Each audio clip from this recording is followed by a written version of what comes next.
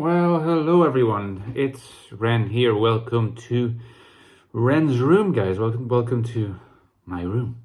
I hope you are doing wonderfully well on this very sunny Saturday. At least it's sunny here.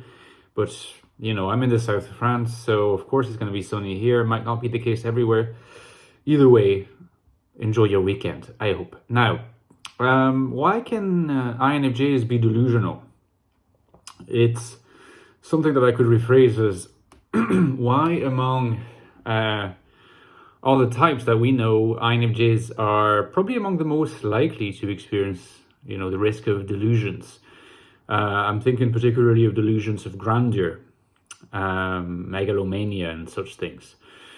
First of all, the thing that I should mention is that this might come as a bit of a surprise to at least some of us who were groomed in the idea that INFJs are smart but very modest, discreet, and self-effacing individuals. Well, that is not necessarily always the case. Now, if you want to hear a little bit more about why INFJs there's a real risk that they become delusional, at least if you don't want to hear my theory, then stick to this video. Just briefly, hopefully this is not delusion of grandeur, but I have written a book on the INFJ type, the Ecstatic Soul, which is a well-read book at this point. If you haven't got a copy, get it below at the Amazon link below. It's less than $10. It goes deep. I also have written a book called The Infinite Castle, which is a novel. If you're into 20th century literature, if you like Murakami, Kafka, a mix of like magical realist and dark, and rumor has it the main character is an INFJ, so this could be of interest to you or to a friend as well that you can gift the book to. Supports the channel. You know what supports the channel as well? It's my Patreon page. If you support me on Patreon anywhere from €3 a month, link is below. Thank you so much to my supporters. Keeps me going. It really keeps me going. I'm still looking for a job at the moment, so you can only imagine how much it helps me. Now, let's get to the nitty gritty, okay? And ask ourselves, why is it the case that INFJs can become delusional? And by delusional, we can sort of take a broad interpretation of the term, to think that INFJs become completely possessed by something that belongs to their imagination. They can become completely fixated on a vision at the sacrifice of everything else. They can imagine that they have a role in society that they're supposed to fulfill, and it doesn't matter if people tell them otherwise, they will just stick to it. And even if it ends up having, socially disastrous consequences for them, and sometimes, in fact, for society. I mean, let's imagine, because I know that there's been INFJs or not, by the way, people in the comments regularly ask me, can you do a video discussing the possible INFJ-ness of Adolf Hitler or of Osama bin Laden, and you can find other cases as well, of characters that you might describe as exhibiting some level of delusional, behavior that are often typed as INFJs. Now, I'm not excluding the possibility of making videos about these, characters in the future, for sure. But for this time being, let us say that, we encounter INFJ typings for quite a number of delusional or arguably delusional individuals in history. So in the public eye, if you like. And in fact, if you have been on Discord at all, or if you've been on forums, type forums at all, you'll have noticed that people that quite strongly seem to be INFJs, often with FE not very developed, but sometimes with FE developed, can exhibiting these signs of being delusional. And certainly, that's been my case. I mean, I've observed them a lot.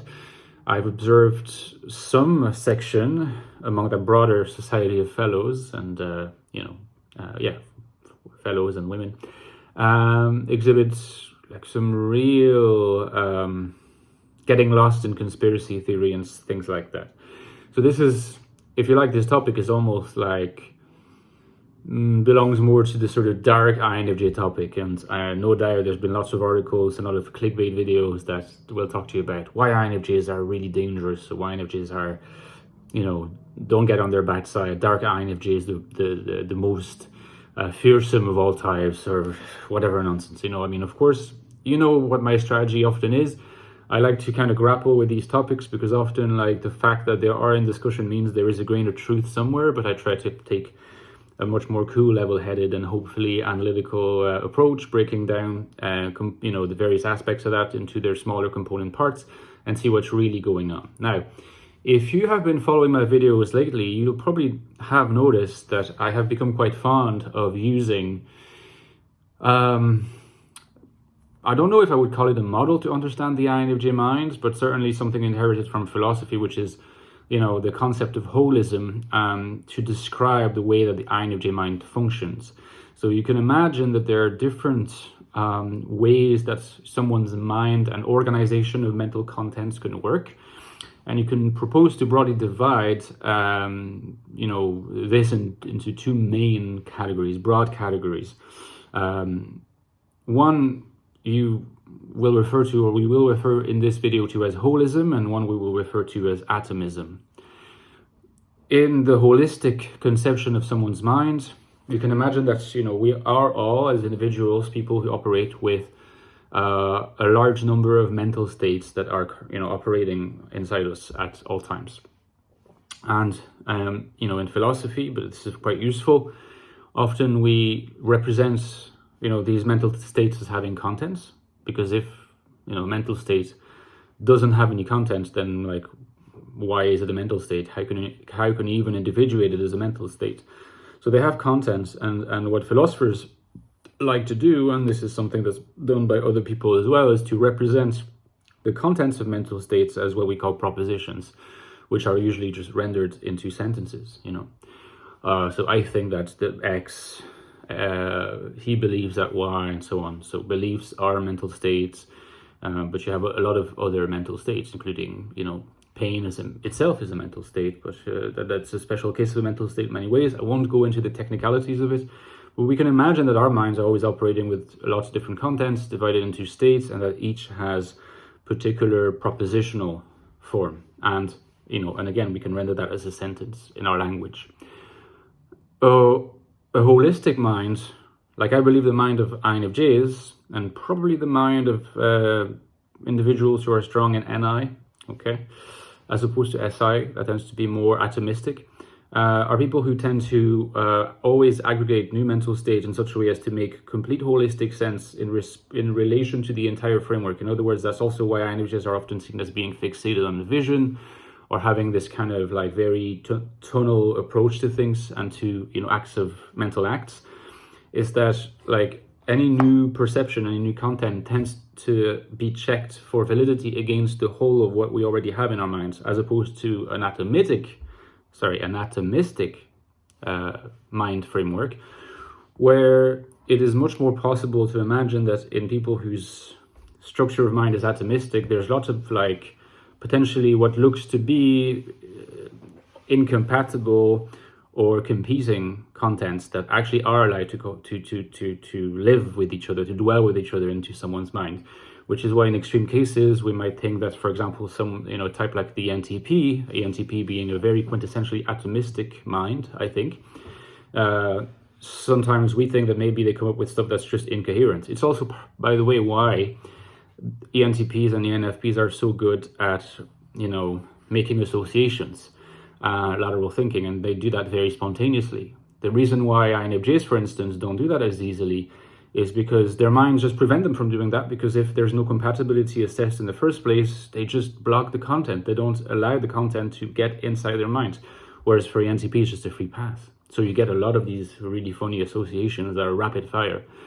In the case of any leads, for instance, because the mind is atomistic, it allows them to do that. The cost of that is that you rarely find an ENTP with, a very sort of tunnel vision approach to things where, like, they are hyper focused on this one laser aspect and they just, plug away at it. Whereas for an INFJ, it's almost like a normal state of being. It also comes with its own challenges. It's less flexible. And this lack of flexibility is going to take an important part in the peculiar kind of delusions that the INFJ experiences. Because, of course, if an INFJ starts believing themselves to be, either to believe themselves to be this or that way, to have a particular mission in life, to be elected by divine decree or whatever, to have this just fixated notion of what they have to do, by the very principle of holism, from that moment onwards, only mental perceptions, like if you like inputs from the external world that are processed by a perceptual apparatus, only those that will agree or be made to agree, shoehorned to agree with what we have already holistically decided for ourselves in terms of our destiny or vision or whatever, only those that agree with it will be accepted, and everything else that is discordant with it, such as possibly the critiques of others, the warnings of others, counterpoints of view, anything that would challenge our our ability to remain fixated, will just not be taken into account at all. So of course, the more this progresses,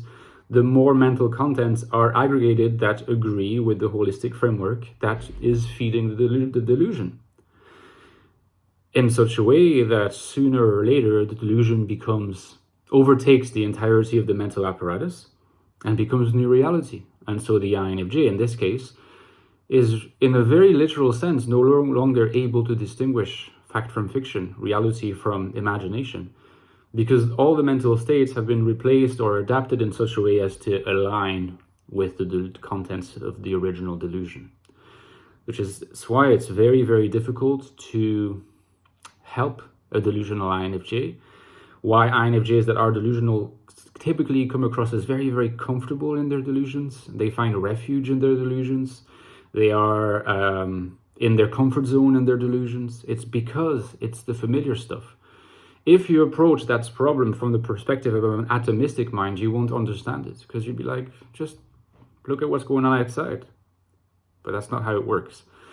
INTJs have a lot in common with INFJs in this respect, but I'm choosing to focus on what I know most in this video. And of course, there's the delusions that have to do with the NESI axis, the atomistic mind as well, but there are different kinds of delusions that I will discuss in a future video.